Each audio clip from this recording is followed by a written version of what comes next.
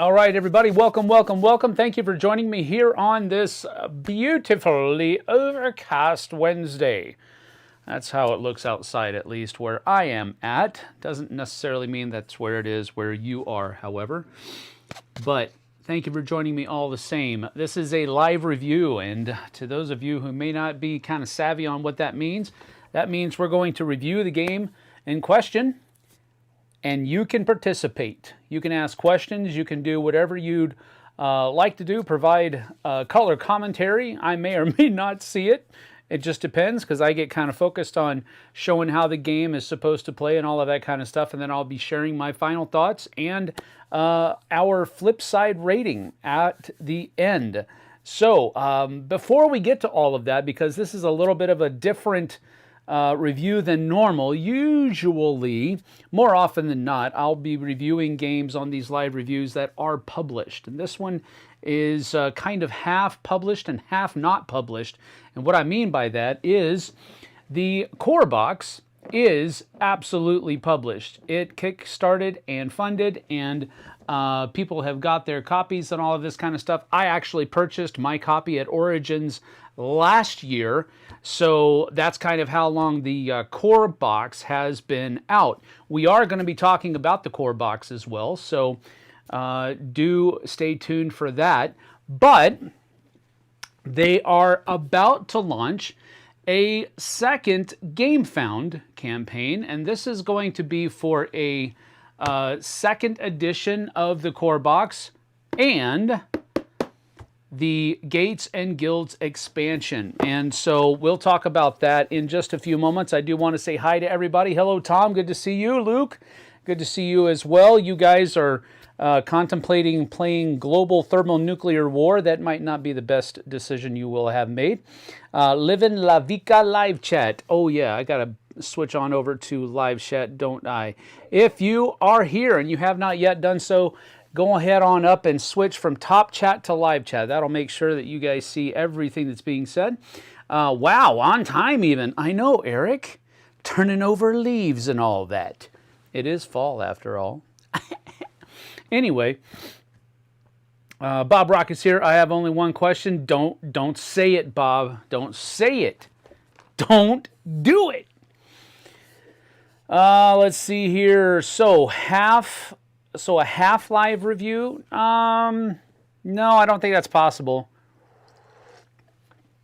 We are going to be reviewing the published game, but then we are also going to be talking about, and I'll be giving my thoughts about the expansion, which is not yet produced. It is going to be going to Kickstarter. Let's go ahead and talk about that for just a few moments. Having car problems today. I'm sorry to hear about that, Nathaniel. If it's half live, is the other half dead? No, Tom, that's not how that works either. Good evening, Stefan. Good to see you. Thank you for being here. All right, so first of all, what I want to do is some of the features of this new campaign that's coming out. So there's going to be a second edition of Castlescape. That's one of the things that's coming in the new campaign. That's going to be on October 22nd. There is a link to their GameFound campaign page in the description below, so you can go check that out. There's going to be a new free Castle promo pack, so there's going to be some new promo cards that come out. There's going to be available for everyone who backs. There's also going to be second edition for Castlescape, a reprint. There's going to be new castle wall pieces, which are going to be 50% larger and textured. That's interesting. Then there's also going to be the Gates and Guilds expansion, and we'll show you the prototype pieces for what's going to come in the expansion as well. There is going to be a 5th player expansion. There's also going to be a solo mode, a new solo mode, yes, designed by David Digby, that utilizes the King's Architect to challenge players. There's also going to be offered a big box with deluxe components. So the big box is going to have an insert to fit all of the above content in a single box.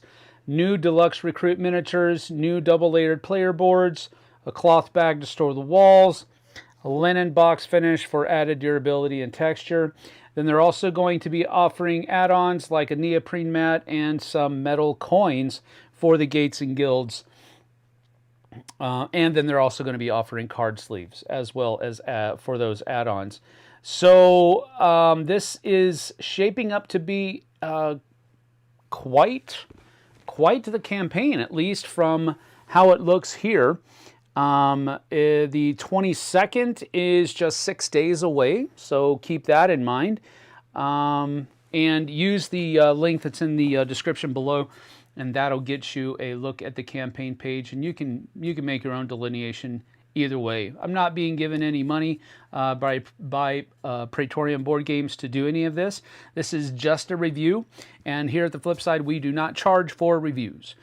So I'm going to give you my honest opinion on the game right here and right now, and you can take that for what it's worth.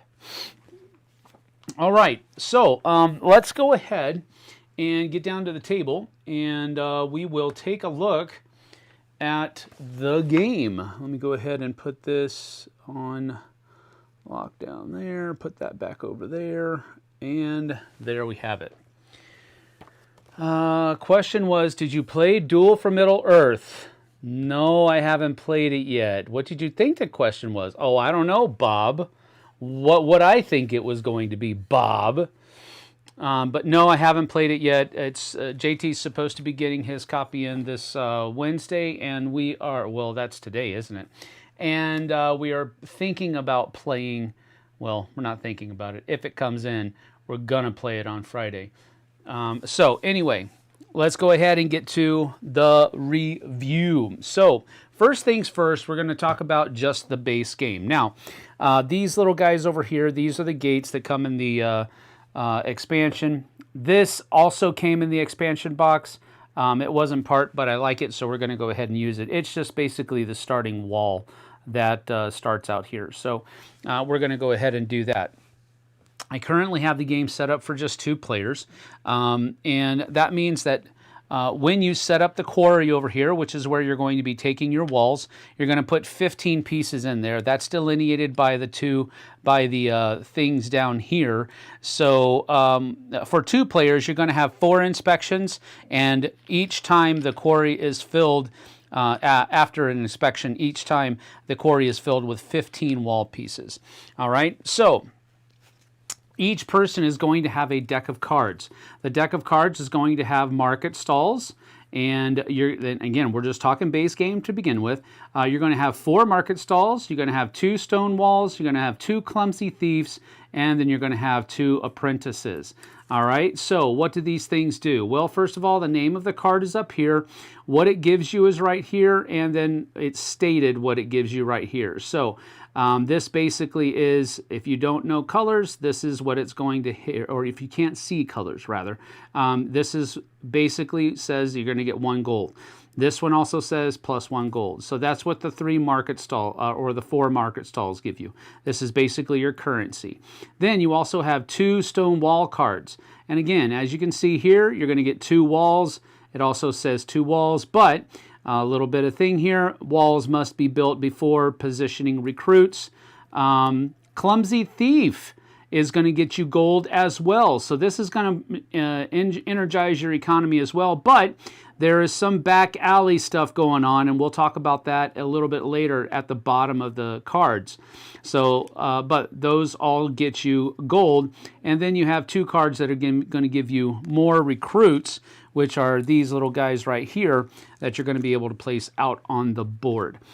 So at the beginning of the game, you're going to basically give these cards a good shuffle, and you're going to draw a hand of 5 cards to begin with. All right, so the good shuffle is happening here. How old is the base game? I believe 2023 is when the game originally came out, 2023. I should charge you for having to watch. I don't know about that, buddy. That seems a little harsh, my friend. So here we go. Draw 1, 2, 3, 4, 5. All right, and the rest of the cards go right down here. So you have your hand of cards. That's one thing. that you're going to be doing. We'll talk about the rest and how these cards play out in just a minute. Over here, you have a rotating market of cards that you're going to be able to purchase. Up at the top, the gold banner tells you how expensive that card is going to be, how much gold you have to spend in order to purchase that card. The purple banners tell you how many points you're going to get just for having that card in your deck at the end of the game.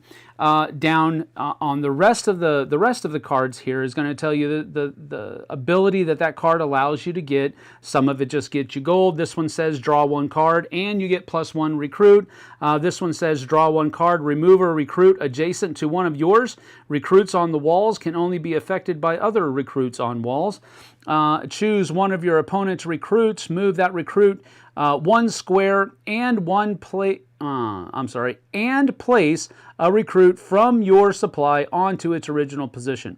So again, there's a lot of movement going around. This one says discard a card from your hand and then draw 2 cards. So exchange can be kind of useful as well. Then above that, there are going to be some cards that you can also purchase, but these are static. These don't revolve. There's just a stack of higher offense, a stack of craftsman shops, a stack of back alley bribes, a stack of ramparts, and then you have a new contract card over here. Again, the gold banner up at the upper on the upper left-hand corner of the card tells you how much you have to pay in order to put that card into your deck. This card, however, here, the new contract, you don't put this card in the deck. You simply draw some new contracts and add them to your things that you can score at the end of the game.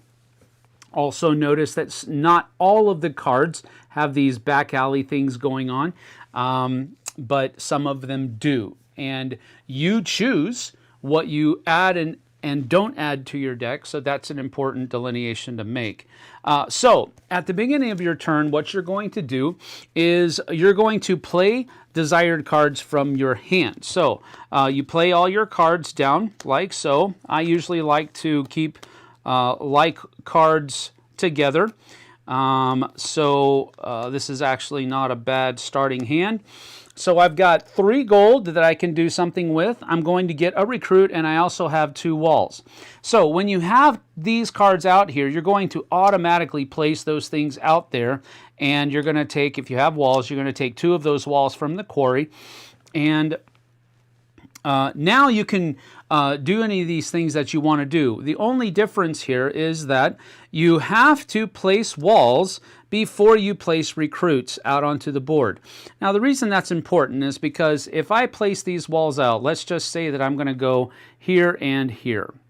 Now that would be a legal placement because I have to start from the starting place, and the walls that I place from a single card have to be next to each other. So on future turns, you have to simply build off of what's already been put out there. It isn't like this is my wall and nobody else can play on it. No, this is the wall of the castle, and we are kind of cooperatively, if I can use that word loosely, building the castle, but we are definitely not cooperating. We are competing. So now that I have placed these out here, if I'm assuming that the wall is going to continue going off this way, I might want to put one of my recruits out here so that the next time I build a wall, I can just put him right on top of that wall segment like so. That is, by the way, the only way that a recruit can get placed on top of a wall.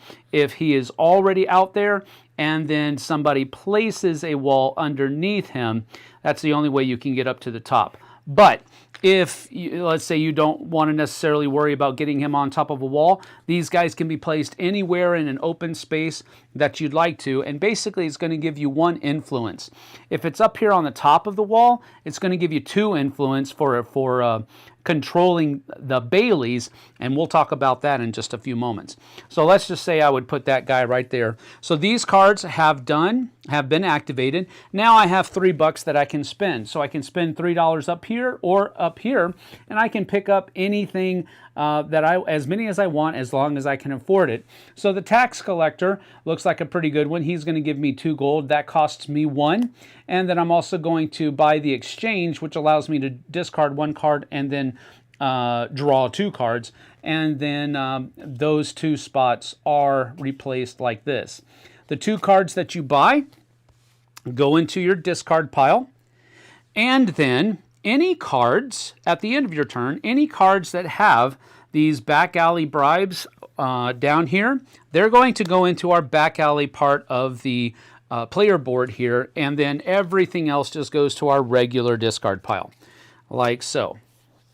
All right, then I am going to draw a hand of 5 new cards, and that will be the end of my turn. If an inspection is triggered by no more walls being left here, if there are no more walls in the quarry, an inspection is triggered, and we will talk about inspections in just a little bit. After I refill my hand, that's when the revolving market is actually restocked, and now it's my opponent's turn. So, on my opponent's turn, we're going to shuffle their cards. They should have already done this, but they're slackers. You know, I imagine that's kind of what it would probably be like if Eric were here. I'd have to continually be, you know, reminding him that it's his turn and all that kind of stuff. So here's the 5 cards that my opponent will have. So they're going to play their cards out here, and I'm just going to play it for them. This is not how a solo mode plays. But oh my goodness, look at all this.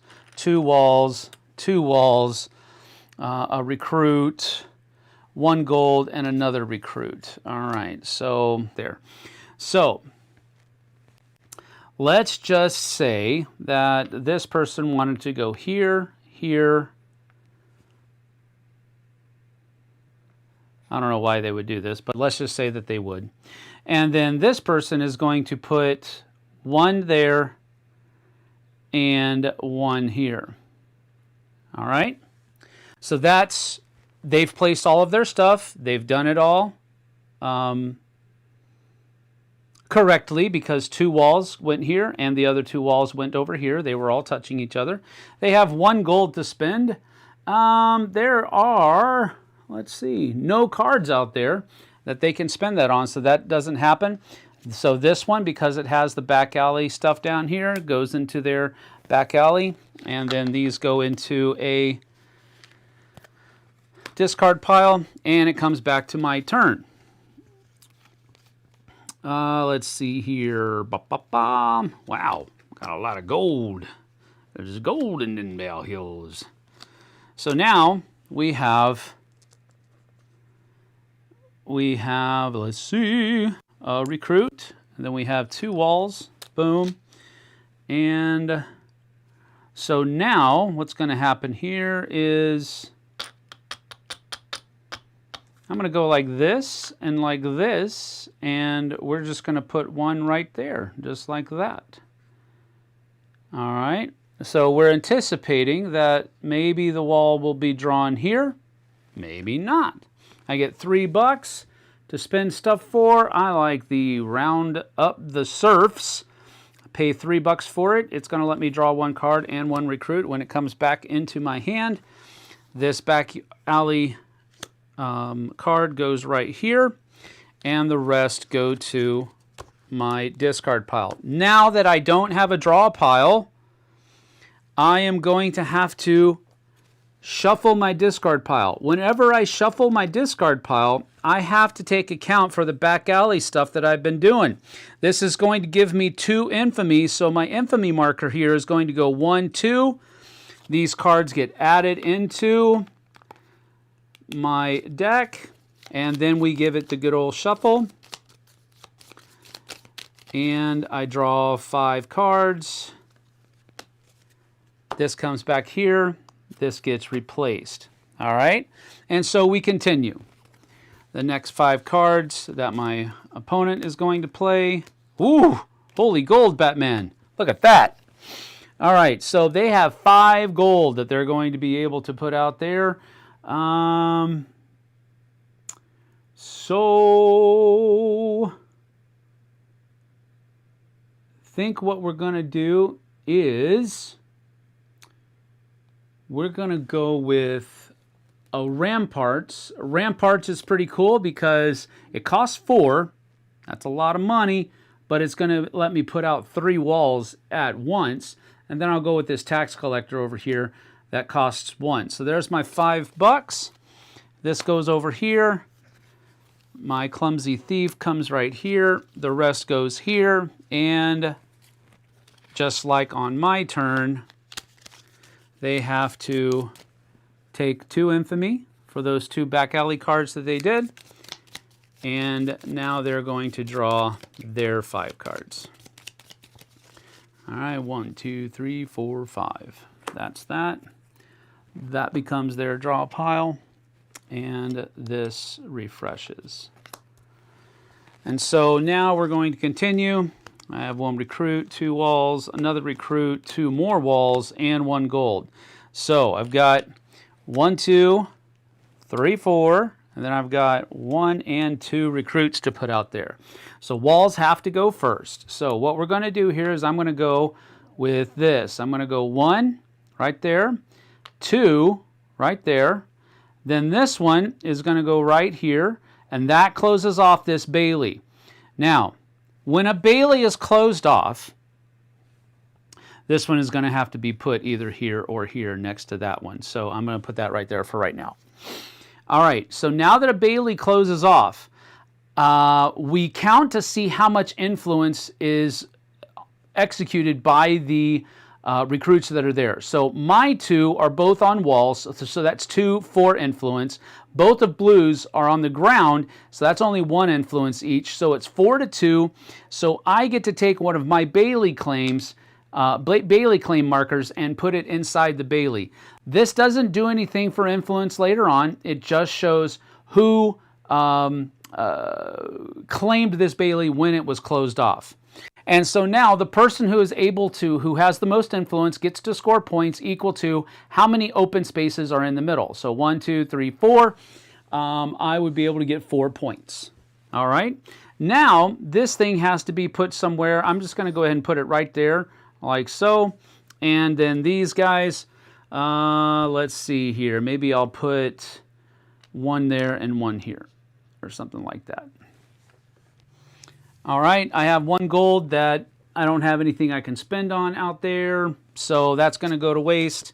The rest of my cards don't have the back alley marker on there, so these will come over here. I will simply draw 5 cards, 1, 2, 3, 4, 5, and that's the end of my turn. And we've got gold. Ooh, 2 gold. Man, another handful. Oh, wait. Oh, okay, here we go. And a recruit. All right, so that's going to come out. But 2, 3, 4, 5 gold.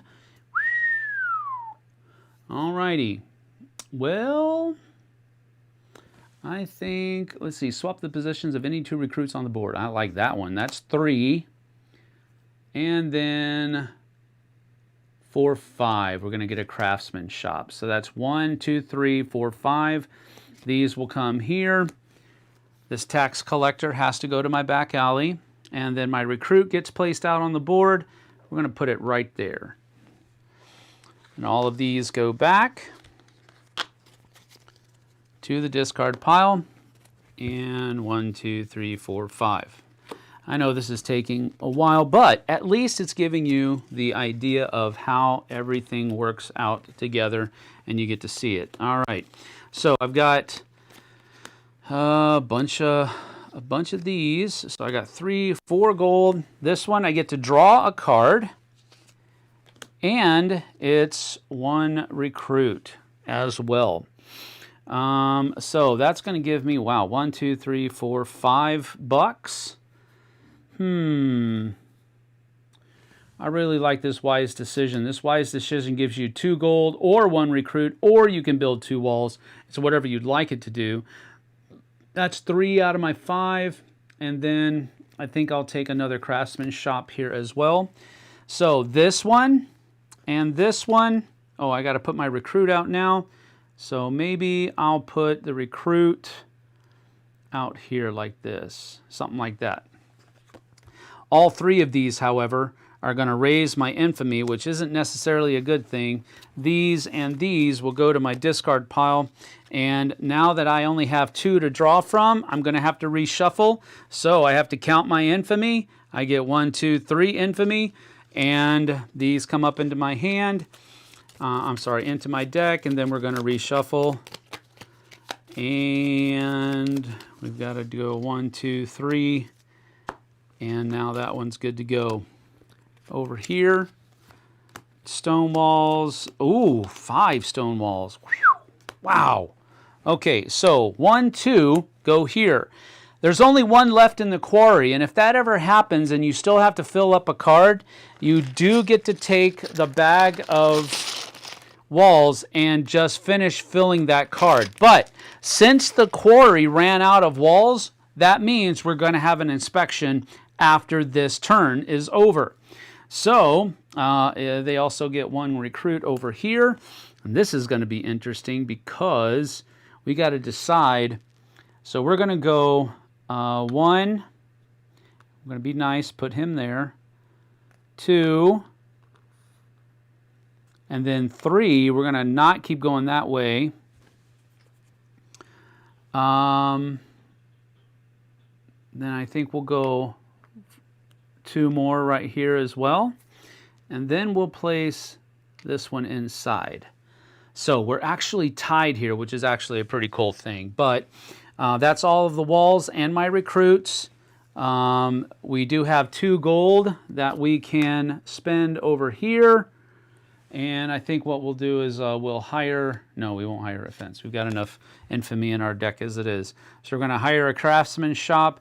Both of these are going to go to our back alley. These will go to the discard pile. We've got 2 left. So now we're going to take 1, 2, 3 infamy. And these will come back. And we will draw. All right, now here's what happens during an inspection. All right, during an inspection, the first thing that we do is we're going to discard and then restock the rotating market. All right, so the rotating market goes away and 5 new cards come out. All right, then we're going to, starting with the player, starting with the next player in turn order. So I ended it, which means that they are going to go first. They have to look at their infamy and remove that much influence from the board. So I have blue has 1, 2, 3, 4, 5. So they're going to have to remove all of their influence from the board, like so. That will reset their infamy to wherever their corruption marker is. Our corruption markers didn't roll up any, so it just goes back down to 0. Now I have to do the same thing. I have 5 as well. I've got 2, 4, 6, 7, 8, however. So what I'm going to do is I'm going to lose 1, 2, 3, let's see, how am I going to do this? I'm going to do 1, 2, 3, 4, and we're going to take this one out here as 5 and leave this one in here. So we can maybe still retain control over that Bailey when it gets counted. And so that is what we have to do next. We have to reset our infamy back to wherever our corruption is. And then we're going to be able to gain occupation bonuses. So as long as my Bailey marker is here, so occupation bonus means whoever has the most influence in a completed Bailey gets 1 point. So because I'm the only one that has influence here, I'll get another point there. And then we will move the inspection counter down 1. And then we restock the quarry with, in a 2-player game, 15 tokens again. That's 3, 6, 9, 10, 11, 12, 13, 14, 15. And the game would continue until we've had 4 inspections. At the end of that 4th inspection, we'll have a final inspection, and then whoever has the most points is going to be the winner. You also have things like contracts going on, which are secret objectives that you can accomplish. You also have 3 gold cards out here that you can, they're basically kind of like a race. As soon as you accomplish that, boom, you get to take it, and it's first person to get it gets it. It's not like everybody can get those. As soon as you do one of these things, you'll take it, and it'll be points that you score at the end of the game. And whoever has the most points is the winner. That's basically how you play guilds. I'm sorry, Castlescape. And we haven't talked about gates and guilds yet. All right, so let's see here. Karen is here. What's up? What's up? Vanessa's here. Good to see you. Thank you for being here. Nathaniel McInnes is here. Good to see you. Ken Albert. Hello, hello. Let's see here. Do we have any questions? Vanessa's here. Hey, hey. Yes, yes, yes. Ken is here. This looks like a good game right off the bat. I like the looks. Yes. Vanessa says work was kind of lousy today, but otherwise I'm good. Well, I'm sorry about that. And a prototype at that. Okay, well, I do want to say something here. When we start talking about this, that is going to be the prototype stuff. All of the stuff that you're seeing out here so far is not prototype material. This is all produced stuff, okay? So we'll get to the prototypes in just a minute. Just noticed that the grassy area on the board matches the playmat, which makes the board look hollow. That is true, isn't it? That just means that I picked the playmat well. I could use some Bailey, right? That's funny. All right, so that is how you play Castlescape. Castlescape, the game, is a produced thing. Now what we're going to do is we're going to talk about some of the changes that enter into the game with the gates and guilds. All right, so let's go ahead and put out here, let's just go ahead and put this right here, just because. We'll put this one right here, because we were a little, we'll put this, let's see, where would that have been? 1, 2, right there. Let's just do that, yeah. And then, let's see, boom. Like so. All right. So as we're looking at this, so this is kind of the first part. This is the gates part of the expansion. So what the gates do is they enter into, now you have the possibility of using 2 walls during your turn to build one of these gates out onto the board. All right. So let's just see real quick how this is going to work. Let's see if I got it. Did I get? Yep, I did. All right. Let's put the gold over here, and we'll put this over here. All right. This one says discard 1 card and from your hand, and then draw 2 cards. I think I'll do that. I'll discard this market stall, and draw 2 more. Ooh. All right. So I got my gold back, and I got Wise Decision, which can be 2 gold, 1 recruit, or 2 walls. All right, that's interesting. I think what I'm going to do is I'm going to make this a 2 walls as well.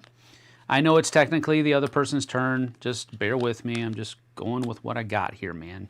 All right, so that's what happened here. This one was used because I discarded 1 and drew 2, so that one goes away.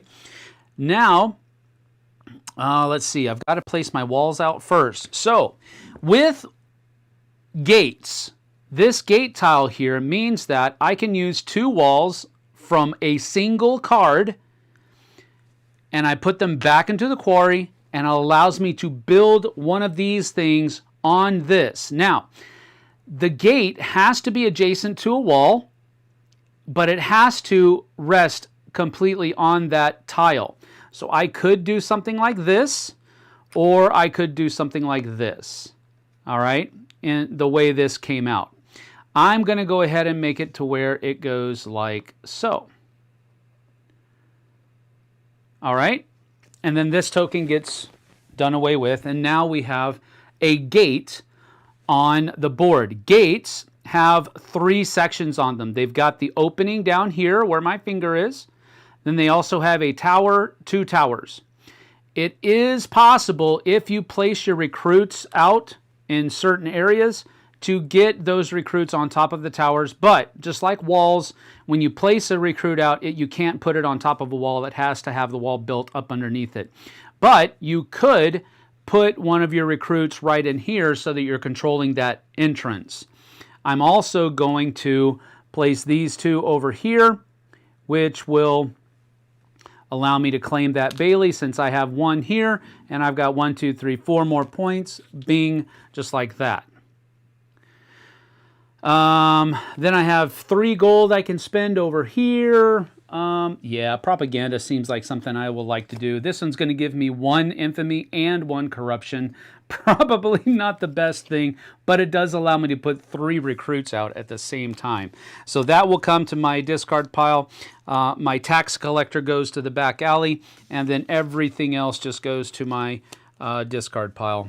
And that refreshes at the end of my turn. All right, so that's what gates do. The other thing that the expansion has in it are minifold, actually. They are going to have guilds. So we're talking variable player powers at this point. And you can be, for example, and again, these are just, this is prototype. These are all prototypes. There's also going to be some cards we'll talk about in a little bit that are also prototypes. Gatekeepers says building a gate costs 1 less wall. So building gates like this costs me only 1 wall, not 2. But there's also a playtest that they're working on right now to where gates will cost you 2 before, after the first inspection, 3 after the second inspection, and 4 after the third inspection. Or that's kind of a playtest thing that they're going on right now. We've just played it with this where they all cost 2 no matter what.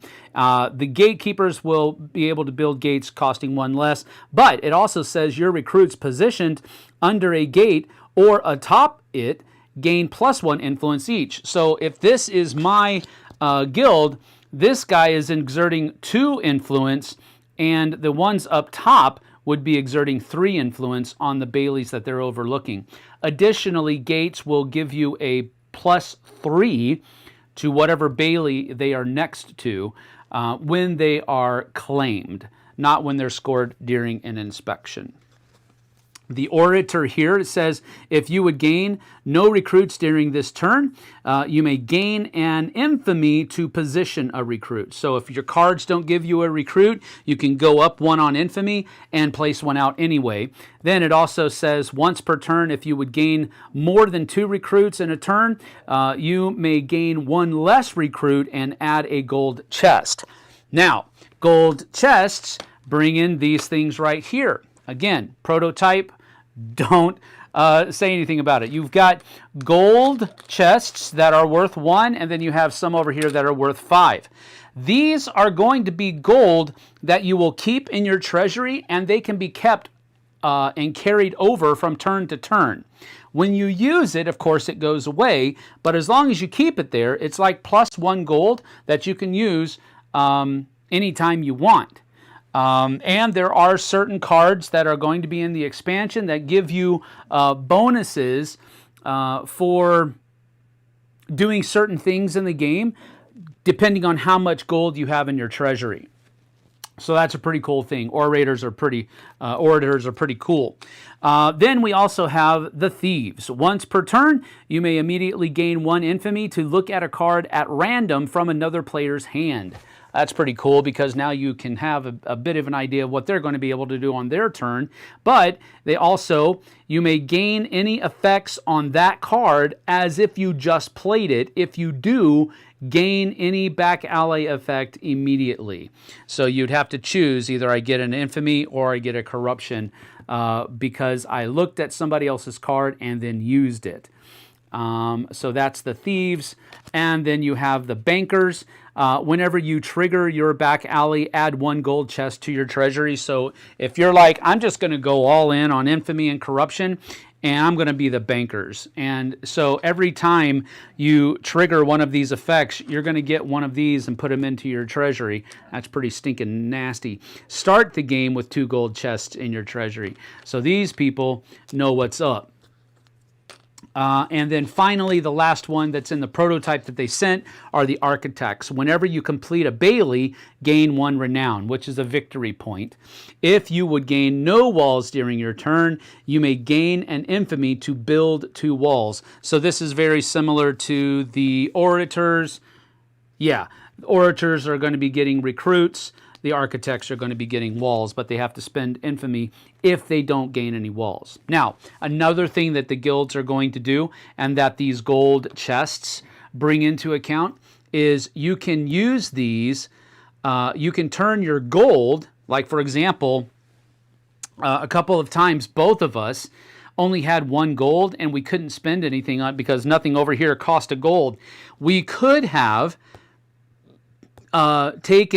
used that gold plus 1 infamy and changed it into a gold to put into our treasury, which means that you're going to waste less gold cards throughout the course of the game, but your infamy is going to go up.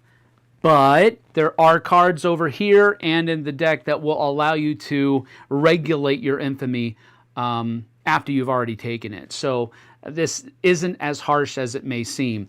If you don't want to use the infamy, though, you could use 2 gold and just change that 2 gold into 1 gold treasure at the end, during your turn. So that's another thing that the thing is called gates and guilds. So now you have variable player powers with the guilds. In addition to that, there's also going to be these cards, these guild cards, that are going to be for starting hands. And there's a number of different, let's see, there's 1, 2, 3, 4, 5, 6, 7, 8, 9, 10, 11, 12, 13, 14, 15, 16, 17. There's 17 in here, but basically everybody has the same starting deck. What the expansion's going to do is, I believe, they haven't got this delineated yet that I'm aware of, but I believe there are going to be certain cards in here that are for these different factions. Then there's going to also be some cards in there that will work with any faction, but you'll basically be able to take, according to the rules as they are right now, you'll be able to take 2 of the market stalls out of your starting deck and replace them with any 2 of these cards, or 2 of your guild cards that you chose. And then they're also going to be playing with a lot of other kinds of variability type things that you can use these cards for. But these are cards that are basically going to make your deck different than everybody else's deck at the beginning of the game. So it's more of that variable player power thing going on with the guilds that are out there. They also have new contracts that are going to be coming in the deck. There's going to be new goals that come in the deck. And again, these are all, I don't think it's going to be just 2 and 1, although it might be that might be more, don't know, again, prototype, but there's going to be more goals, more contracts, and then there's also going to be more cards for the revolving market. So on purchase type abilities, where it says remove a gate tile and place a gate on the board in its place following normal gate placement restrictions. So that's pretty cool. It's called King's Favor. Notice, coming soon, all prototype stuff. Pawn wares. Trash a card from your hand or discard pile. Gain the cost of that card as gold chests. So that's pretty cool. And there's just a lot of different things in here. So again, we were talking about regulating your infamy earlier. This one is just -1 infamy. Or if your guild controls a gate, draw a card and you get -2 infamy. So there's a lot of different types of things in here that are very much like that. But you're basically getting more cards for your revolving deck. You're getting you're going to be getting more cards for that will make your starting decks different than everybody else. You're getting more gold cards. You're getting more contract cards. You're getting the idea of playing with these gold chests. You're getting the gates that are going to come out there that are looking like these things right here. Bing, bing, like so. And am I missing something? I feel like I'm missing something. Bah, bah, bah. I don't recall. But that's pretty much what the expansion is going to give you with gates and guilds. All right, so that's pretty much it. That took a long time, but you pretty much know how this game plays at this point. I gave you a pretty extensive first few turns, and I went through everything, so you get how the game plays. Let's see, I could use some Bailey right now. Fancy, yep. All right, so this game is kind of like a cross between a city builder and Dominion. That's what it really feels like. Because of the generic medieval fantasy theme that's on top of it, this really feels like Dominion, but you also are building a castle. So it's kind of like maybe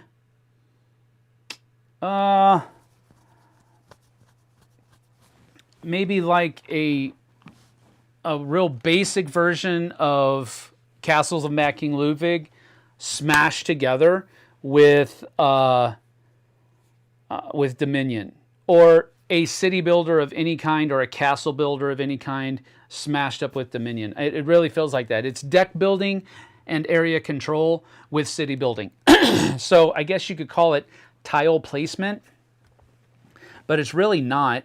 Maybe it has a little bit of a feeling of Carcassonne the Castle to it, because you're building those walls around, but I don't know. It's been so long since I played Carcassonne the Castle. It'd be real. I saw the deck building, which I like. Yep. Well, that's exactly what this is. It is a deck builder, but it's not just a deck builder. It's also this area control mechanism where you're trying to control as many Baileys as you possibly can, placing your recruits on the board at the right places and at the right time, so that they give you the most influence. So the base game is one that I purchased at Origins, and that should tell you something right there. I went ahead and purchased it because I saw what it was. I did demo it before I purchased it, so I played it. I enjoyed it. I like the smashing together of those two worlds, city building and deck building. So I purchased it. I enjoyed it. I liked it. Jess likes it as well. I've taken it to our gaming groups a lot. Well, a couple of times. And the people that played it enjoyed it. So this is a good game. The game in and of itself gets 2 thumbs up from me, period. End of discussion. I like city building. I like deck building, generally speaking. If this would have just been a deck builder, I probably wouldn't have liked it at all. But because it has that marriage of the two, generally, on a surface level, that's what I really do like. But to relegate it to just a city building deck builder, it also has this back alley mechanism going on underneath it, where you have to be careful with the infamy and corruption that you're getting. If you get too much corruption, whenever you reset your infamy, you're going back to wherever your corruption marker is. So instead of your infamy going back down to 0, it's going back to 3, or it's going back to 4. And that means during the next inspection, you're going to have to remove at least 4 influence off the board. That's pretty nasty. So this is a great little kind of economy that's going on here. The cards that have infamy and corruption on them are going to allow you to do more powerful things, but it's going to hurt you in the end. So you kind of really have to play that tightrope, and that's kind of going on under the surface that you really can't see, because you're focusing on the area control, you're focusing on building your deck, but if you're not careful as you're building your deck, you're going to get too many of those cards that give you infamy and or corruption in your deck, and you're just going to kind of go off the handle. So that's a cool mechanism that's kind of running in the background, if I might say it that way. The contracts are just secret goals that you're able to purchase. You can purchase that you start off with 2. You get 4 dealt to you, and you pick 2 of them that you keep till the end of the round. You can spend $5 on your turn to gain a new one, and even when you gain a new one, you draw 2 and keep 1. So this is all good stuff, and it's stuff that I enjoy, and it's. I'm not going to say it's fresh because it doesn't feel fresh, but it definitely is good, if I can say it that way.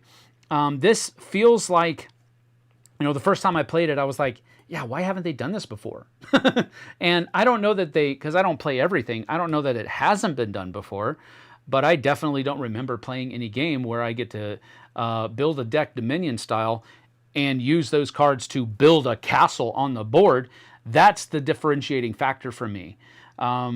So 2 thumbs up for the base game. Absolutely, far and away. Now, having said that, we are going to be talking about Gates and Guilds. This is why I'm here, right? I didn't do a review of Castlescape because I wasn't inclined to. It's a game that I purchased at a convention. It's not necessarily something we played it on the channel. Jess and I played a 2-player game of it on the channel. That's all I really felt like I needed to do. I didn't necessarily need to review it, but since they sent me this to review, I went ahead and gave you the one on the base game as well. Now, as far as this is concerned, this is the kind of expansion that I want games to have. I want you to give me 1, maybe 2 different things that come into the game, and then just give me more of what I already like. And that's exactly what this does. It gives you the gates, which is a new thing for the area control and building the castle bit. And then it gives me variable player powers, which is a cool addition to this game. Makes sense with the guilds that come into it. So those are the 2 new things. The gold treasures kind of come along with that variable player power thing that comes along with it. And then they just give you more of what you already like. It gives you more cards to put into the rotating market, and it gives you more cards for contracts, gives you more cards for goals, and it gives you more cards for your basic decks, so you can make those decks a little bit more different, along with the variable player power stuff. This is a great expansion for this game. It's almost like they knew they were going to do it. I don't know if they did or not.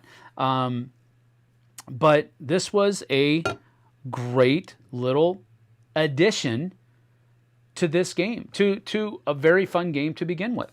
So I'm going to give 2 thumbs up for Castlescape, Gates, and Guilds because it's the kind of expansion that I want for a game that I already enjoy. I don't want you to give me an expansion and change all the rules on me. And give me a different game to play now. I don't like that at all. These expansions, or this kind of expansion, is really what I think most companies should be doing. Give me a couple of new things, just 1 or 2, not a whole truckload, and then just give me more of what I already like. That's all I want from you. Now, going back to... I had stepped away. Does it have a touch of Santorini? No. Well, sure, maybe, because, where your recruits are and on what level determines how much influence they're giving, but I don't know how close to Santorini that is. I haven't played Santorini in a while, so... It does have that 3-dimensional aspect to it that Santorini has for basically an abstract strategy game. So, yes, maybe some undertones, but I wouldn't make a direct correlation to the 2. I'll put it that way, Luke. The pieces are more like mini blocks. Yeah, they do kind of look Lego-ish. Or mini block-ish. Yes, I would agree with you on that. I will say that in the new campaign that they have coming on, they said that these are going to be slightly larger and they're going to be textured. So these have very smooth edges on them, on the sides. The new ones are supposed to have, in the second edition, are supposed to have texture on them, so that will probably look cooler. They're also going to be offering deluxe pieces for the recruits. You're also going to be getting all of these guys as well in the expansion. So they're also offering a metal coins add-on for the gold treasures. They're also offering a cloth bag that you can keep the additional walls in. So there's a lot of cool things that they're adding on to the Kickstarter. But that's pretty much it. I really like the game. I think it's a great one. It gets 2 thumbs up in the base game, and it gets 2 thumbs up for the actual expansion as well. And that's pretty much it. Do you guys have any questions? Because we're pretty much at an hour, and I don't like them to go pretty much any much longer than that. So, but if you have any questions, please feel free to ask away, and I will do my best to answer them here in the next few moments. But like I said earlier, there is a link to, first of all, I put 3 links in the description. I put a link to both of the BGG pages that, one for Castlescape and then one for Gates and Guilds. Then I also put the GameFound campaign page down there as well. It is not live yet. It's not going live until October 22nd at, I believe, 10 a.m. And I even want to say that was Eastern, but I don't recall. Let me see if I can pull it up real quick. It just says launches October 22nd at 10 a.m. So, don't know. You do have the ability to follow the campaign if you go to that page that I provided the link for. You are so just to rehash, a new promo pack. Every pledge level will get that. The second edition Castlescape reprint is going to be available with new wall pieces that are 50% larger and textured, and they've modified the cards a little bit for balance and typos and so forth. The Gates and Guilds expansion, guild-specific cards that will modify starting decks, gold chests and treasuries that allow money to be saved between turns, 3D Castle Gate pieces that we've already showed you the prototypes of, new market goal and contract cards. Comes with a 5th player expansion, a new solo mode. I've actually played the old solo mode. It wasn't bad, but maybe they've made it better. I don't know. Big box and deluxe components. So those recruit miniatures that I talked to you about. Double layered player boards. That's pretty cool. Because these aren't bad, but double layer would be better. A cloth bag, linen box finish, added durability and texture. And then add-ons of a neoprene mat and metal coins and card sleeves. So sounds like a solid campaign. Go check it out. I'm not telling you to buy anything, folks. I'm just giving you my review and telling you honestly, I think it looks like a cool thing. So that is that. All right. Have you announced October's giveaway? No, I have not yet. Not yet, Luke. But we are working on it. We're probably going to do that. Look for a video on Monday. No. Let's see. Saturday. During our live Q&A on Saturday, that's what we're going to do. Hey. All right, so live Q&A on Saturday, that's when we're going to announce our October giveaway. I know it's already halfway over. Just going to be a couple of weeks. It'll still be fun. It'll still be cool. You guys will like it. Don't worry. But late to the party, Kabuki Kid says. Well, that's all right. No worries. Thank you. It's better late than never. That's what I always say. Better out than in, I always say. Hey, Sam, chat. I know he seems to be wrapping up. Yes, that is correct. I am. But it is good to have you here. You can go back and check it out. Castlescape is actually a really cool game. I'll just give you the short, skinny. Kabuki.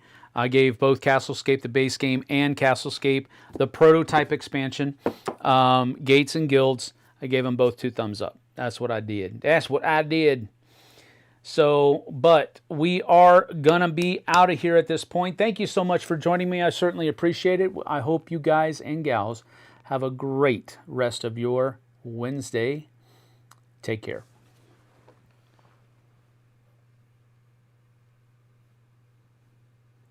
Just because you said that, Vanessa, I'm finished. I'm done. See you tomorrow.